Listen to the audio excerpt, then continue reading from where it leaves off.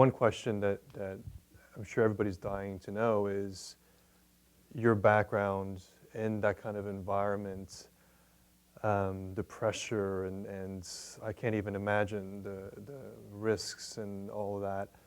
What are you doing with that experience, and how are you leveraging that today? Well, I didn't used to share that story. To me, once I left police work, it was one of those, like, I was so used to being undercover that I was being undercover in my experiences. I didn't think that people would actually want to hear about them.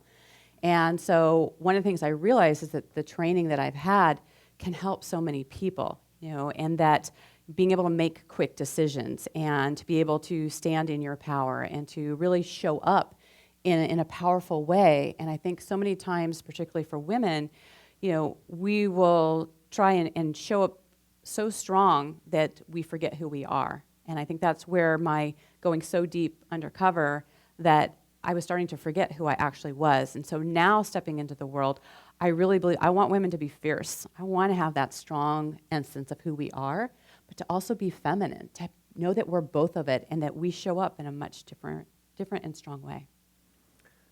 So what do you do? I'm undercover. I'm not going to tell you. Might have to kill you. Witnesses. Witness to proof. Exactly. So I help consult and coach both entrepreneurs and business leaders in corporate and entrepreneurial situations to stand in their power, right? That we forget, there's so many times we give our power away or we stand so firmly in it that we don't know exactly what we're doing. So I help leaders go to that next level of leadership, especially for the times that they're second guessing themselves. I mean, there's so many times where we make a decision, and a powerful decision, but then once we start second guessing ourselves and it erodes our confidence, it affects the bottom line, it affects trust within the communities and the teams, and it allows you to not step forward into the powerful position that you're in to make the difference you are here to make. So when you first engage with somebody, when you first work with your clients, do you look at them in the sense of wanting to discover what masks they're trying to wear and what's underneath it? That's a great question, because one of the things is I believe that people have a private life that your family knows about and a public life that we show everyone, but that we all have an undercover life. It's the part that we hope no one sees in us. And so as I'm talking to people, I do discover what that is, that we all have that form of protection. I created an online academy called Clutter to Calm when I first got out of the police force, because I found that when people had cluttered environments, that it affected their family, it affected their work, it affected who they were being. And clutter is a form of protection, just like weight is. So we have all these things that we hide behind that we aren't able to see. So when we discover in what ways we are being undercover in our life, because there's a lot of us at times we feel like we're being a fraud. Like we just hope someone doesn't figure out that we don't know it all or that we don't know how to figure it out. But the ones that actually ask for support are really the most powerful people, because we don't know it all. So I can relate to that from an entrepreneurial perspective, but from a corporate perspective, I'm a little bit confused. It would seem like in a corporate environment, you're asked to be something that you're not. You're put against standards with other people, and you're compared to other people, and you have to climb this ladder, and the ladder is predefined, right? So how does your work really fit into a corporate environment? Is it really predefined? I mean, that's the thing. We're looking at shifting all the parameters of what's going on. I mean, we look at certain corporations and, we think a certain way. Like a certain company looks a certain way because of their branding and how they're showing, but we have no idea what's happening behind the scenes, right? They could be completely crumbling behind there, or they could be doing way better than what we're actually seeing. So the misperceptions of what's happening out there, it trickles down in the corporations of how people are showing up, right? And so if you first start with yourself, you can't lead other people if you aren't standing in your own power or you're continuing to second guess yourself.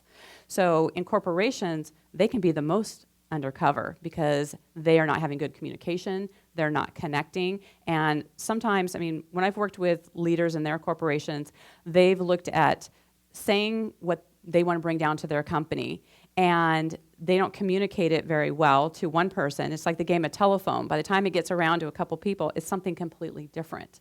So you have to be really clear about what is your power and how you're communicating it and how you're creating the culture. So, this wasn't in here, by the way, but going back to this whole corporate thing, especially working with women in leadership, it would seem like in an environment where traditionally it's been male-driven, that the female, in order for them to rise, they have to put on a mask. I don't believe that's true. And then, showing that vulnerability, you're saying that there's true leadership and power behind that. Yes, absolutely. I believe that when you are actually being vulnerable and people get to know who you are, then they can recognize themselves in you, and they can see that by you showing that you stumbled and followed along the way, that that's somebody they can actually lead. If someone has too many masks and it looks all perfect, it has our spidey senses. Like there's something not right there. They're not showing something. We don't even know why we don't trust them, but we feel it. And so I really believe we need to go back to there is our innate knowing, our wisdom that we have, and we discount it. I mean, I can't tell you the amount of cases that I took of women who had some sort of assault that happened to them, where right before it happened, they had some awareness like something was going to happen, and they second-guessed themselves. They were afraid to either say something or turn down a certain street or go in a way that they just didn't listen to themselves. And it's not to make that person wrong. It's just that's actually making them right, that they knew that there was something not working. And so we need to listen to that, whether we are in our personal life or in corporate, to listen to that inner knowing that we're doing and to have more communication about that. Because when we don't, everybody knows that there's something being hidden there. They just don't say anything. So with #MeToo and everything that's going on, do you, I mean, you've been doing this for a while, do you feel like you're maybe a little bit ahead of your time? I hope not. I hope not, but possibly. I think with the #MeToo in particular, I think it's great for the people who were brave to share their experience. But I believe that that's just the beginning of the conversation, because everyone can have some sort of victim experience, but you choose whether or not you're going to be a victim and how you walk in the world. And if you are trapped in that victim experience without moving through it in however way you need to do that, right, then you're holding yourself back and you are living as a victim.